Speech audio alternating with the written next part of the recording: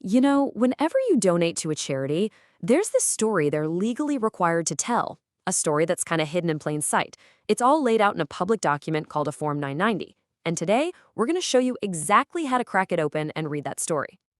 I mean, we've all been there, right? You hit that donate button, you get that warm, fuzzy feeling, but then a little question pops into your head. Hey, where did my money actually go? Is it really helping the cause, or is it just, paying for a fancy corner office? It's a totally fair question. And the good news is there's a real way to find the answer. And that answer is this thing called the IRS Form 990. Okay, I know what you're thinking. An IRS form? Seriously? Sounds about as fun as watching paint dry, right? But stick with me here, because this is not your average tax document. Think of it like a public report card for a nonprofit. It's where all the details are, everything from their finances to who's running the show.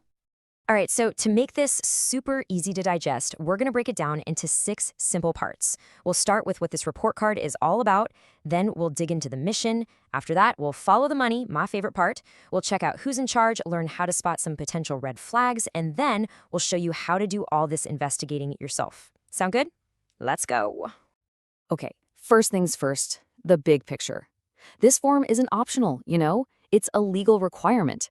It's basically the organization's financial story, all wrapped up with its mission. And here's the absolute best part. It's public. They have to show it to you, to me, to anyone who asks. Now, to be fair, not every single nonprofit has to file this exact form. Most do, but there are a few key exceptions. Churches, for example, usually don't have to. And really small organizations, we're talking those with less than $50,000 in revenue, they get to file a super simple postcard-size version. Private foundations? They've got their own thing, a Form 990 PF. But for pretty much everyone else, for hundreds of thousands of charities out there, this is the main event. All right, so we know who has to file it, but what's actually in this thing? Well, the first big piece is the heart and soul of the nonprofit, its mission. And this isn't just about some nice-sounding slogan on their website. Oh no, this is where they have to prove what they actually do. You'll find this in Part 3 of the form. It's got a mouthful of a name. The Statement of Program Service Accomplishments. Basically, this is the nonprofit's chance to brag a little, to tell their own story. But, and this is a big but, they have to follow some very specific rules. Yeah, see, the IRS doesn't let them get away with vague stuff like, we make the world a better place.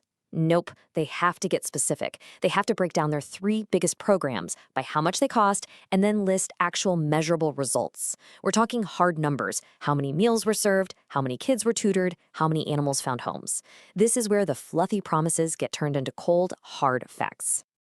Okay, now we get to the juicy part, the part everyone's waiting for. Let's follow the money. Where's it coming from? And maybe even more important, where is it all going? Honestly, this is where the Form 990 really shines as a tool for any donor.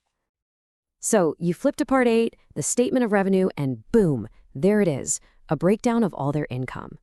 For a lot of charities, donations from people like you and me are the biggest piece of the pie. But you'll also see money from things they do, like a museum selling tickets or a school collecting tuition, plus membership fees, investment income, the whole deal. What you're really hoping to see here is a healthy mix. An organization that doesn't have all its eggs in one basket is usually a lot more stable.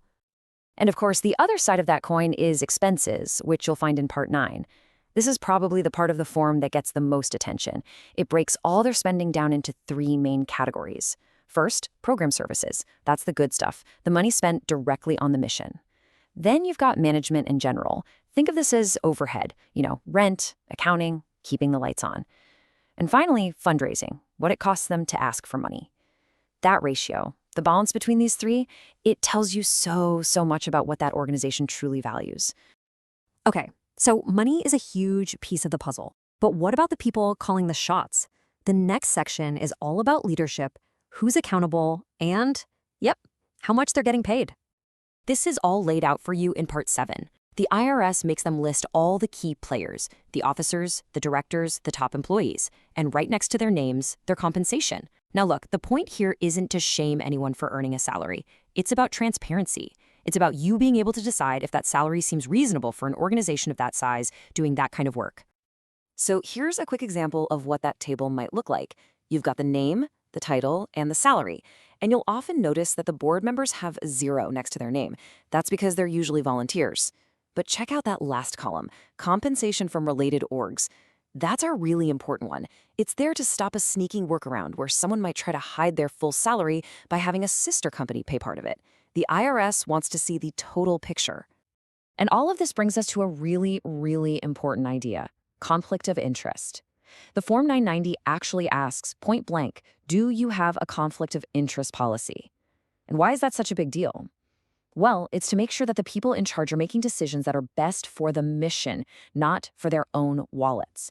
You can't have a board member, for instance, voting to award a massive contract to their own brother's company without anyone knowing about it.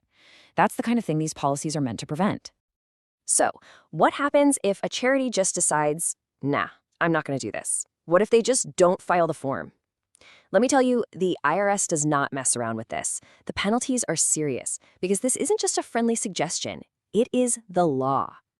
In fact, when it comes to the ultimate penalty for not filing, it all comes down to a single number: 3. Just 3. If a nonprofit fails to file this form for 3 years in a row, the IRS will automatically revoke its tax-exempt status. It's gone. Poof. No do-overs, no second chances. That is the ultimate penalty for hiding from the public. And even before you get to that point, there are hefty fines for filing late that you pay every single day. And as you can see, the bigger the organization, the bigger the penalty. We're talking tens of thousands of dollars. The message from the IRS is pretty clear. They use serious financial pain to make sure everyone stays in line. All right, we've gone through what this form is, what's inside it, and why it's so important. So now for the really fun part. Let's turn you into the detective. I'm going to show you exactly how to find a Form 990 for any charity you're curious about. Believe it or not, it's incredibly easy. Seriously. Step 1, just think of a nonprofit you're interested in. Step 2, head over to the IRS website and find their tax-exempt organization search tool. You just type in the name, hit search, and bam, you can download their recent filings right there as a PDF. It literally takes less than a minute. And hey, don't feel like you're doing something you're not supposed to. You're not snooping. This is public information by design. Just look at this quote directly from the IRS. It basically says that while your personal tax return is private, a nonprofit's tax return is specifically meant for public inspection. It's your right to look at this stuff. So there you have it. You now have the key. You know what to look for, and you know where to find it. You can unlock the real story behind any nonprofit, a story told through its mission, its money, and its people. So the only question is, which story are you going to investigate first?